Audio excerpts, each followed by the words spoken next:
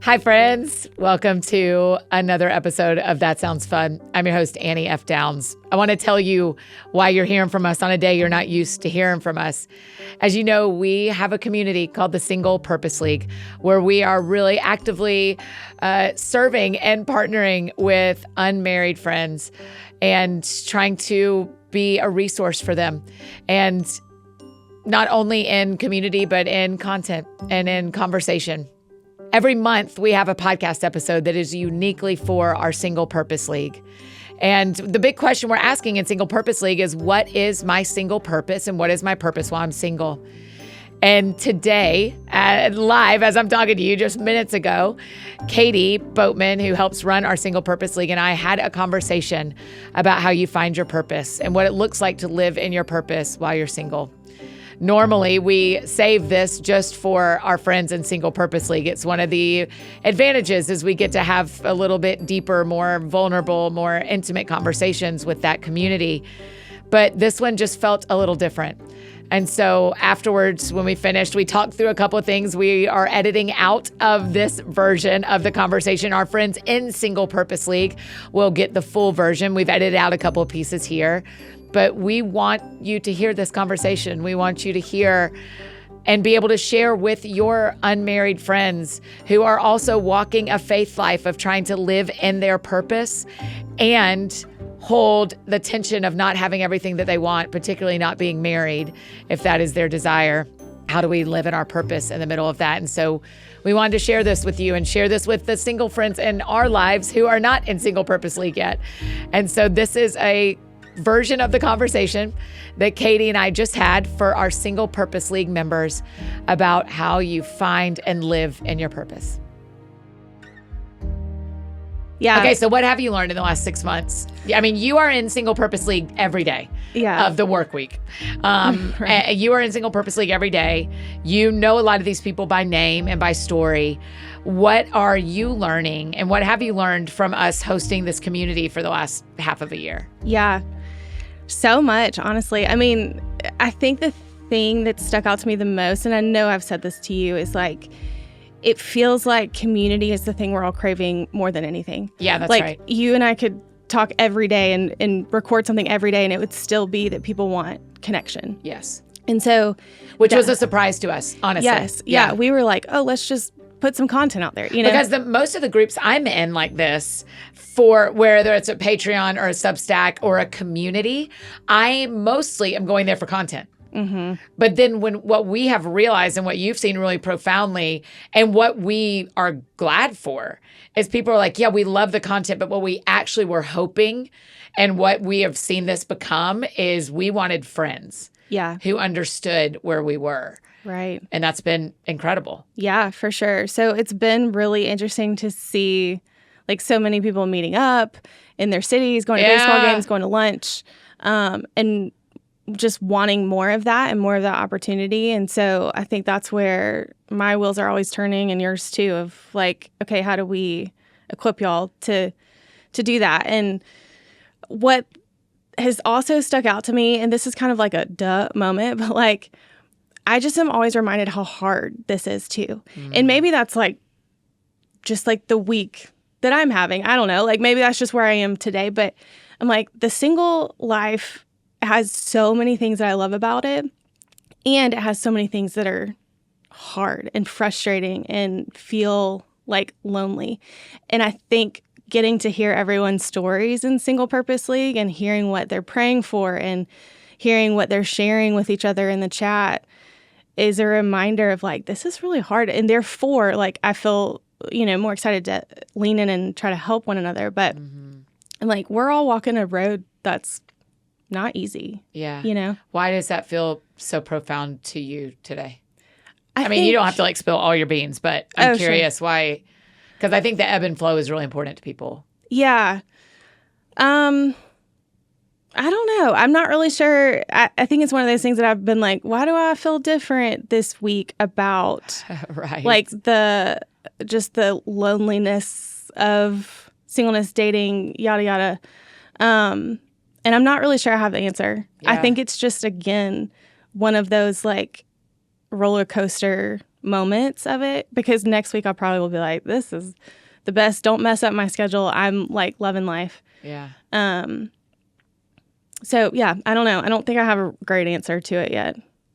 I think that matters. And, when people talk about waiting, particularly in the church, as the majority of our friends listening are faith people, when we talk about singleness, there's often this but everybody's waiting. I do this because we want, when I'm thinking about it, That Sounds Fun podcast episode, I want our married friends to feel included. And so we say everybody's waiting for something. But I do genuinely think there's a really profound difference to our wait over some others, because it feels like for the majority of us who have never been married, that this has been the thing we have prayed for our entire adult lives. Sure. And have not been answered. Yeah. And for our friends who are divorced and widowed, this is the thing they prayed for their entire lives, and they had it and then it was taken away. Right. And I think it is fair to say in this community, it'd be harder to say this outside of, this is why I love Single Purposely, because I can say stuff here that we can't say everywhere else. I think it is really fair to say this is a profoundly different kind of pain that people who are not in our seats do not know. They just do not know it. Yeah. So. Yeah, 100%. What have you seen or learned or experienced about this so far? It's what you said. The community part surprised me. How much people pretty immediately were like, how do we get together? How do we get in the same place? How do we know each other? How do we find each other on socials? I just didn't expect that as loud as that what has been for the whole time. Yeah. So I'm glad that we have solved that in some ways, and we're continuing to solve that in other ways and open up new opportunities for that as this continues to grow and we keep doing this. I think I also, I did a video when we launched Single Purpose League from my friend's couch because I was watching their kid when their other kid was in the hospital. And I did this video of apologizing to single people for not choosing to see them sooner and not choosing to see our people group sooner.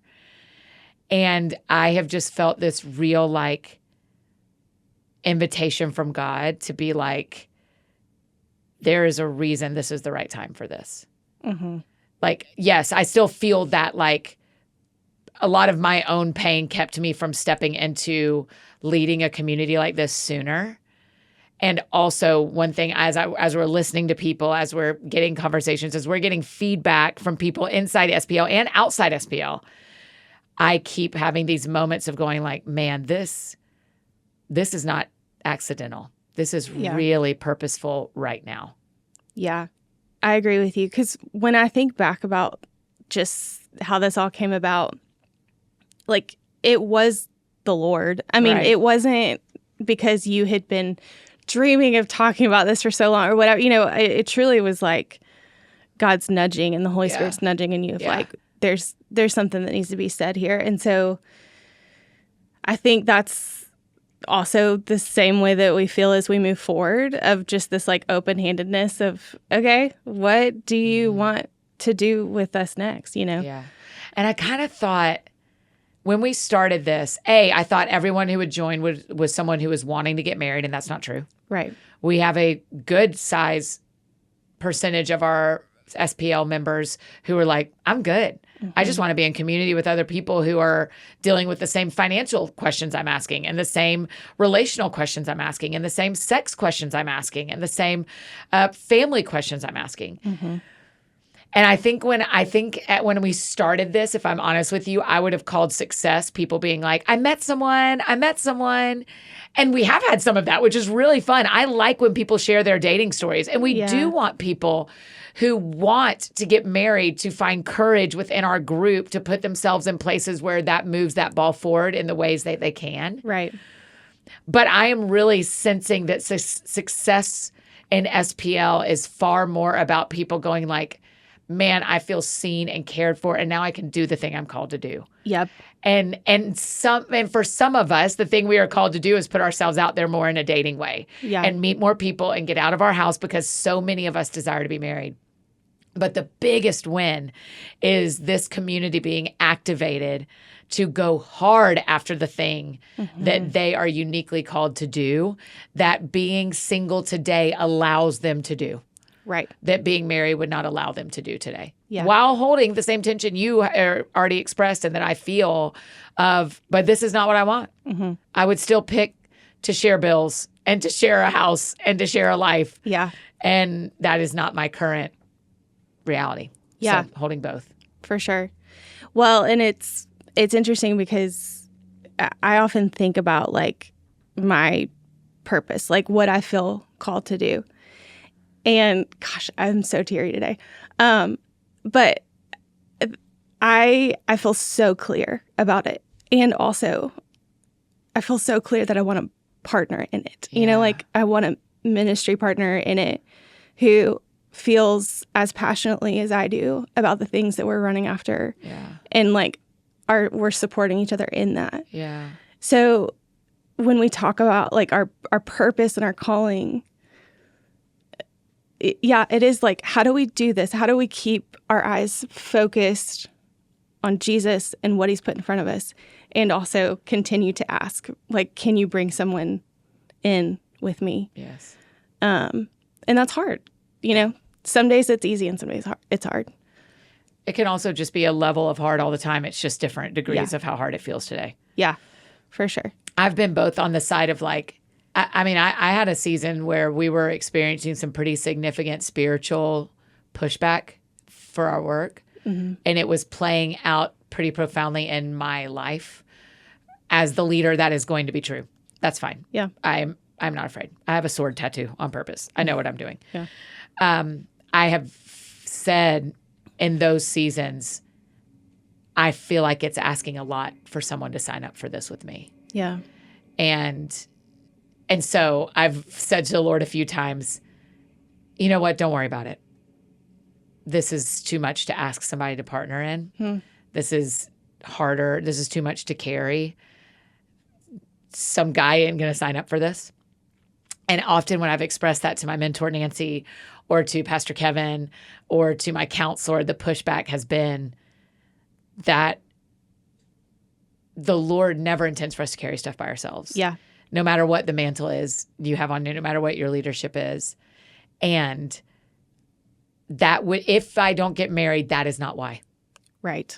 And I think I needed someone else to say, your purpose is not bigger than a man can handle. Right. And anybody 100%. Can feel that. We were reading stories today of some of our friends that follow me and follow us, and there's stories of single women who are fostering 7 kids. My friend Megan here in town adopted 4 children from Africa before she met her husband and was like, that's hey, awesome. Quick note. I've got 4 kids in Sierra Leone that I am adopting. Are you in or are you out? Right. That all of us can feel like our purpose is what makes us unavailable to marriage or to a partner. Mm-hmm. And then the other side is, man, where is the guy who will help me carry this? And where is the dude who like is my protector and my partner and my, you know? Yeah.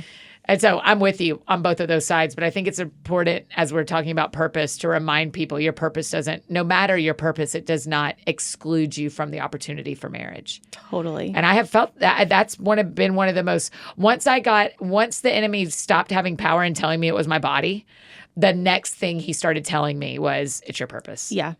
Yeah. Well, and of course he would. He's going to try anything to tell you that. Yeah, that's right. To steal hope. Yes. Yeah. He doesn't know the answer. He doesn't know whether I get married or not. The enemy is not all knowing. Right. So he doesn't know how the story ends. Only the Lord does. But he will take anything that we consider any degree of a weakness and say, the reason you don't have what you want is because of that. Mm-hmm. And it's just, whether you get the thing you want or not, that's not true. Right. I'm thinking about friendship. So the truth of it all is like, I'm not having to carry everything alone because there are people around me. Like we've had this conversation around here a lot. When you did your Build Your Board series, just talking about the people that have been put in our lives to help us chase after the things that we feel called to. And so that is where I also find hope in all this, is that there is not a day where if I feel like super alone, that I can't still pick up the phone and call, somebody. Or jump into SPL. Yes. Jump into the general chat. Jump into your chat that is for your particular group of friends. Yes. Exactly. Yeah, because even when we get married, you know what I don't want? I don't want to be my husband's actual everything. For sure. I need him to call his friends and his parents and his brother and his pastor. Like, I can't solve all of his problems. And so I can't go into a marriage expecting him to hold all the weight of my life either. Right. Right? Right.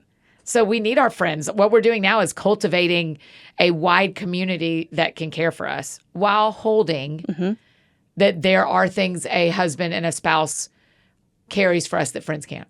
Right. Yeah, for sure. So when we talk about what is our single purpose and what is our purpose while single, I'm curious, are those answers the same for you, or are they different? I think we'll have to find this and link to it. I did a talk a couple of times a few years ago about how we have one calling with multiple expressions. Yeah. And I think when we're like in the nitty gritty of figuring out what your purpose is, there's a whole conversation there. Sure. I think when we talk about our single purpose, I think it has to be love God, love other people as you love yourself. Yeah. I think it just has to be that for me. Right. I don't like to should people a lot, but I feel like this is, if ever an appropriate time, 'tis now. Yeah. But I think love God, love other people as you love yourself. It is not just love God and love others. Love God and love others as you love yourself. I think that is going to be the single purpose for the rest of my life. Right. And I think it's in that order. I'm not the person who's going to tell you have to love yourself the most and then everything flows out of that. I think you love God the most, and then you work on loving others as you work on loving yourself and the way God made you and the purpose he's given you. But my purpose while I'm single, I think, will be different than my purpose when I'm married. Yeah. I think it's we've talked about this. Jenny Allen and I had a really, I think it's okay for me to say this publicly because it was a private conversation, but it was about my life, not hers. Yeah. But we had a really direct conversation, as Jenny does and as I do. I mean, you can imagine, you've been with me and Jenny, but Jenny and I do not pull punches. We're just we are so direct with each other. And we had a really direct conversation about whether I should get married and have kids as it comes to what God's asked me to do on this planet. Mm-hmm. And a lot of what we were talking about earlier. And one of the things she talked about was how different your priorities have to be when there is someone else that lives in your house, whether it is a dog or a husband or 4 kids or a foster kid or a baby. Yeah. And kind of like counting the cost of what that means. And so I do think when I get married, my purpose will change to some degree. Mm-hmm. My purpose while single. My single purpose will not change. My purpose while single will change. What do you think? Do you think it's going to be the same? I think you can. I don't feel like you can't disagree. Right. With me. I think for me it is. Yeah. And this is what I was processing a little bit earlier. I think I'm with you. What is my single purpose? It's loving God. It's loving other people. I always just quote the Great Commission in my head, like to go and make disciples. And that solid, clear.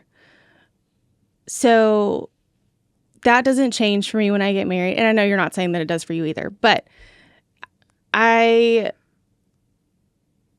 that's where I just I want someone to come join me in that, if that makes sense. Yeah. And maybe that is I don't want to say unrealistic. I don't think it's unrealistic. I don't either. But I don't know, as life goes on, and if I were to get married, I might be like, oh, I actually just, just needed this gift of a person, this best friend or whoever it is to do life with. I didn't need them to be in ministry with me. But because that feels so clear in my life of like how I spend my time, both at work and outside of work. I think that's where I'm like, well, I don't think I want anything to change. I just want somebody else in this with me. Yes. So it feels kind of the same to me. Yeah. Yeah. I mean, this may be a splitting hairs thing because like when, that one calling multiple expressions idea, I've been gifted with one skill set for my whole life. It has played out as a volunteer leader with my youth group, as an elementary school teacher, as a speaker on a stage, as a podcast host, right? So, but I've got one calling. It just has played out in different ways. I know what God made me to do. Right. My purpose may, again, splitting hairs, may feel a little different than that to me, only because I'm really part of this is a conversation I had this morning that I share with you about someone having a kind of a prophetic word for Single Purpose League.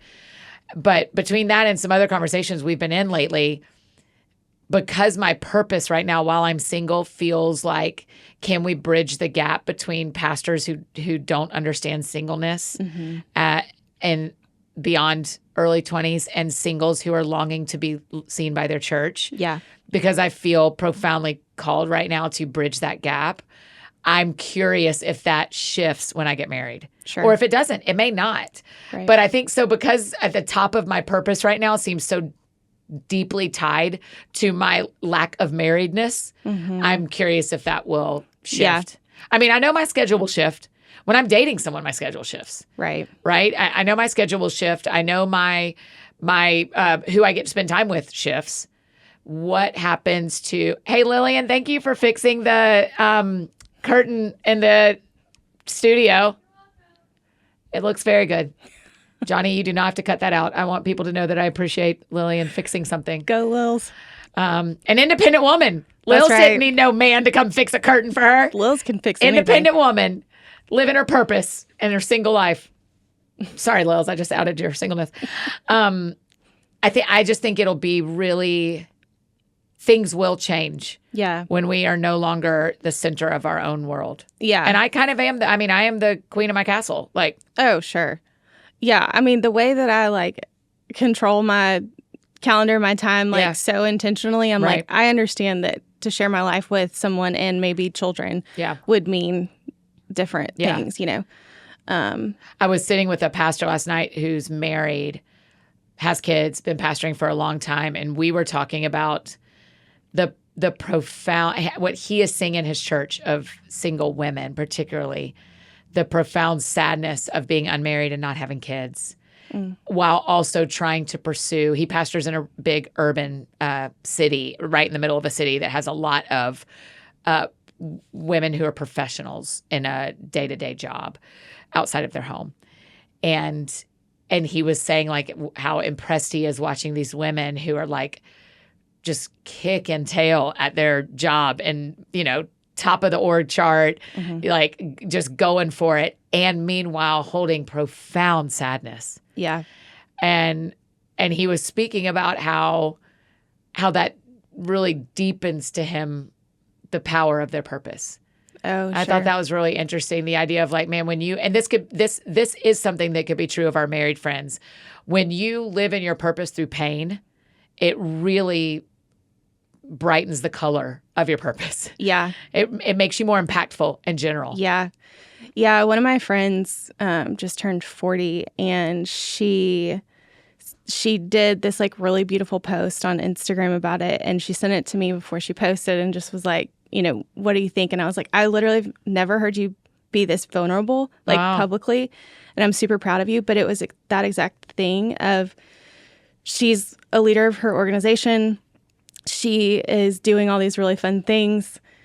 And also, she's like, this is not the life that I thought I would have at 40. Like, there's still all these pieces missing that I thought I would have and still long for. Yes. And it was just, she said it. So she said so many things so well. But, like, it is that pull. It's the tug and pull of, like, the back and forth. And yet, I would not look at her life or anyone else's and be like, man, there's something missing. Like, I look at what she's doing and see God's hand in it, and see like the work that he has prepared for her since I've known her. I'm like, of course you're doing these things. Yes. I don't look and be like, what is wrong with you? How sad. Right. Exactly. Right. People are feeling that. The sadness plus the purposeness. Yes. Purposefulness. Well, joy and sadness. I have an interesting question for you. Mm-hmm. I have wrestled with this with my family. Our parents hoping we get what we want. Yeah. Hoping for us to have what we want. That also is what they want. They would like son-in-laws. They would like grandkids. And yet they're very proud of us living in our purpose. Yes. But I think I underestimated until probably 4 years ago how what God is doing in my life, his provision and his non-provision, honestly, is deeply affecting my family. Mm-hmm. And yet they're proud. I mean, like, none of them are like, I wish you stayed home and made more banana bread. You know, they're not like wishing that I was not living my purpose. Mm-hmm. But I think I've just been interested in the pain and sadness my family has felt around me not being married yet and not having kids, like we all thought was my path for my whole life. Yeah, I probably could like sit here and just sob about that because I've had some of those conversations with my parents before, like actually talked about it. Me too. And they are feeling the same things. They feel the joy and the sadness at the same time. And I've called my mom after a breakup where she also was invested in, you know, like he'd been around my family, like that kind of thing. And she cried with me. Yeah. And she's like, well, I saw it too. Yeah. You know, like I saw why you liked him. And also they call and get excited when something, you know, really cool is happening. How soon do you tell your parents if you're going on a date? Do you tell them every time you're going? No. We have a 3-date rule in my family. I tell them after the 3rd date. I don't, that's great. Yeah. I don't have a set rule. Yeah. Honestly, I don't tell my parents unless I'm like, I think it's about to turn into a relationship, you know, which hasn't been like a ton, but I pretty much keep it to myself. We kind of haven't understood. Yeah. Yeah. It helped a lot when I said to my parents, because I want to hold their hope with kindness and respect too. Yes. And I want them to feel involved, but not, I want to help. And I also can't deal with I can't hold the pressure of what my parents think here is what they hope for here needs to inform my decision making. Exactly. So once we establish the 3-date rule, that has helped me a lot. Because then they don't follow up with me very much. Sometimes they ask.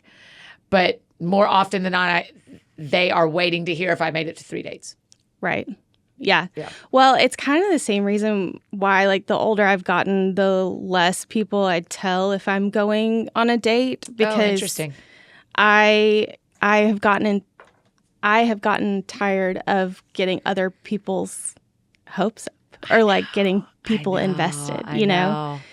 And it depends. I mean, sometimes I still tell everybody, like y'all know. Yeah. But like, that's part of it too with the family. I cannot be able to get my mom's hopes up about something and then call and like, sorry, that one didn't work. Yeah, I don't want. Yeah. I have tempered my emotions for the most part to understand how this goes. Yes, that's but right. She's not having to live the dating life. Right. So I'm I'll tell you when it feels important. That's right. I think especially because for those of us that have healthy relationships with or healthy-ish relationships with our families, no one is perfectly healthy. Yeah. But, you know, those of us who carry this tension, I think the other hope that our families and friends would have for us is like, but are you doing what you're called to do? Okay, that really matters. Right. That really matters. Are you, whether you're doing a day job that is not your calling, but you're volunteering in some way that is really ministering to you, or your day job is your calling. I think both can be true. Yeah. Or you're in a season where you lost a job or you're between jobs and you're figuring it out. I do think there is such beauty and hope but I kind of know I'm on this planet, and I kind of know one of the ways that is playing out professionally for me, or in a day-to-day way for me, or in a volunteer way for me. Mm-hmm. And therefore, right, God has not abandoned me. You know, I'm Right. not alone in my life. Do you feel like you're living in your purpose? Yeah, I do. Professionally and outside of work? Yeah. Yeah. So a couple years ago, I did this thing called a life plan. Let's go. Yeah. Colorado Springs. Yeah. Did you do it with Brooke or did you do it with No, Pete? I wish both of them are amazing. No, it was somebody else on their team just because she had the first availability. And it was really clarifying for me to sit down and you literally map out what the things like you're passionate about. You map out turning points in your life. You set goals. You come up with an action plan, like all these things. I was so curious, like walking into it, am I going to have this like big revelation, you know, of like, oh my gosh, I'm like chasing the wrong things or whatever. Yes. That wasn't true. Like 90% of that was just affirming that I know I'm passionate about Jesus, obviously. I know I'm passionate about the next generation. I know that I love to write. I love to create content. I love to all this. And so every part of my life right now is getting to play a part of that and ultimately pointing people to Jesus. And that's the only things I get excited about. And so ever since then, I have a list where I can go back and if a new opportunity were to come my way, I can compare it to this list and red, yellow, or green light it to say, wow, do these match these things? Wow. I'm so glad we were a green light here at AFD Inc. Wow, what an honor. Little did you know I was doing that life plan like right before I took this job. I didn't know that. You got green lit. Wow. But all that to say is because I'm in a season of life where I feel so clear, I am running hard, yes, you know? Yes. And so, again, it's just finding people to come alongside me in that. Yeah, yeah. So I feel that I met someone in the most, a single man. Yeah. In the most briefest of ways. So let me tell you, this is not me soft launching. I don't know his last name. That's how much this is a pass by. When was this meeting? That I cannot disclose because it tells too much of the story. Oh, got it. I was living in my purpose. Yes. I was actively living in my purpose. Okay. And he was at the same place. Uh-huh. And we literally stood next to each other. Like, stood next to each other. That's the fullness of it. And because of my role and his role, when we were both living our purpose in that moment, I felt very protected. Mm-hmm. And I had the moment of like, this is what I want with my whole life. Yeah. Is I want to be living on my purpose and be with someone who feels like who's in your corner. Yeah. And that in a part of what he is meant to do with his life. Yeah. As the partner as a husband to a wife is as protector. And so anytime I feel that, I mean, that's one of the jokes I always say, like, it's why I always fall in love with tour managers and why we don't take single men on the road anymore, ever. Right. Because I always fall in love with one of them because they take care of me. It's why your brother, who is a married man, is a tour manager for me. Yeah. Because I know that he is married and cares for me like a brother. Like we've been friends for almost 2 decades now. Right. And almost half my life, really. Yeah, that's true. Weird. 17 years. Yeah. Yeah. So that being said, I had anytime I had a glimpse of that, it like makes me sick for how much I want it, you know? Yeah. Like the next day, I don't know the guy. Again, I don't know him at all. I could not find him today if I needed to without 3 phone calls. Yeah. Don't know his last name, genuinely. That being said, I said to my counselor the next day, I am devastated. I don't know who this person is. It is not about him. It was purely, I was running in my calling. He was running in his calling. And we stood next to each other in the middle of that. Yeah.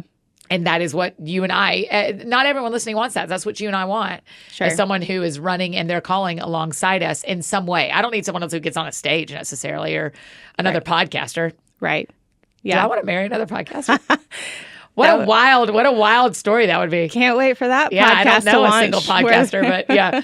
So anyway, I'm affirming that in the last few months, I had an experience like what you're describing of wanting someone. Yeah. And it made me heartsick. Right. Yeah. I know. I have been dreaming about writing another book. Hey. And she's already got 2 books out, ladies and gents. Lady and gent, however many are listening. I know. And I was realizing, I was like, oh, I know what I need to process in counseling next. The last 2 books that I've done, I have been in relationships like during that process, not intentionally. It just was like interesting timing. Yeah. And so there was always someone that I would just like vent with about it. Yeah. Like, oh, like today I got to write. I'm so sure. Or I had this light bulb moment, like, you know. Yes. And so as I've been dreaming about another one, I'm like, yeah. I'm like, there's not a person, you know, but I also don't want to get to a place where I'm like, I have to have a person to do this because I can do this. Yes, Me and the Lord can do, right? Of course. But yeah, I was like, well, let me add that to my list for my counselor. Yeah. So let's finish here with this part. I have loved this, by the way. Yeah. Let's talk to our friends who are celibate by choice. Mm-hmm. They don't ever want to get married. They don't plan to pursue relationship with anyone else romantically. How do we not let our purpose take over our whole life? How do we not let, like, how do you still have a work-life balance when you aren't? Because a lot of times what balances work-life balance is a romantic relationship. So what's your advice for people who are celibate by choice, not getting married, not pursuing a relationship romantically, but want to have a balanced life between running after their purpose and having healthy relationship and intimacy? Yeah. Well, I think that goes back to how much we talk about like rest and Sabbath around here. And you've done such a great job of modeling that, but making sure that there is space so that you can unplug and not be like coming up with the next great idea that you're going to do for the thing that you're passionate about or whatever it might be, but that there's space for you to actually rest, connect with the Lord, just be with people, to get off the internet, to get off your phone and work from that place and run from that place instead of getting burnt out. What do you think? Yeah, I mean, I think about it a lot because my go-to when someone breaks up with me or when I'm not dating is, well, at least I can work hard and get what I want. Yeah. Professionally. Yeah. That has not panned out to be true all the time. But my inclination is when other things aren't going the way they want them to, I go deeper into ministry. But that not because I love Jesus more on those days, but because I'm trying not to hurt. Right. And so I'm really cognizant of how do I not let my purpose and my professional life be my whole life? Yeah. Because we get really celebrated for being successful women. Particularly, people like to celebrate successful single women because, you know, boss, queen, you know? And so I think you're right. I think rest is important. I think expressing it to my community and saying, hey, don't let me only talk about work. That's my first clue is what am I talking about? Yeah. I was at let me think where this happened. We were at a meeting with a team we work with, and we were at a lunch after the meeting. And one of the team members from the other team looks across the table to me and says, besides work, what else is going on in your life? And I said, absolutely nothing. Yeah. And it made the whole table awkward. And I could not come up with an answer. Yeah. I was like, I go to soccer matches with my friends. Church is good. Church is, for me, because of my role at our church, is still operating on my purpose and my calling. Not attending is not what was not what I was talking about. Yeah. And it was a very red alarm moment for me of like, oh, because of pain and because of worry, I have currently made my job my whole life. And we've been in a season where some of that was required. This is not how I always operate, but we've been in a season where that was a little bit necessary to some degree. But I think it's worth saying to people listening, if you find yourself talking about work all the time, this may be an opportunity to expand your life. Yeah. And to make some space and figure out why that's true. Your purpose is not meant to be your life. Your life is meant to be lived on purpose. Right. And so figuring that out, I think, is important, whether you're planning and hoping to get married or not. But I also know that there's a real inclination, if you are choosing to stay single the rest of your life, to go like, well, I'm all in. Don't care about people. Don't know, you know. Yeah. But I'm also not the person who's ever going to be like, your calling's not going to hold your hand when you're dying. I do not like that line of thinking. I think that's super unfair to single people. Yeah. But I do think it is worth paying attention to work-life balance when you are unmarried. Right. Because we don't make it to 100, like your goal. My goal. By running ourselves People are going to be ground. so disappointed if I don't make it to 100. I've made a real mess of my death now. So, but that's good. Friends, I hope you found that conversation helpful. I really did. I mean, we finished and I was like, Katy, I want all my single friends to get to hear this. But this is what we are doing in Single Purpose League. We are having these conversations. Coming up this fall, we're talking about boundaries. We're talking about sex. We are talking about how do we build the life that we want when we don't have everything that we want.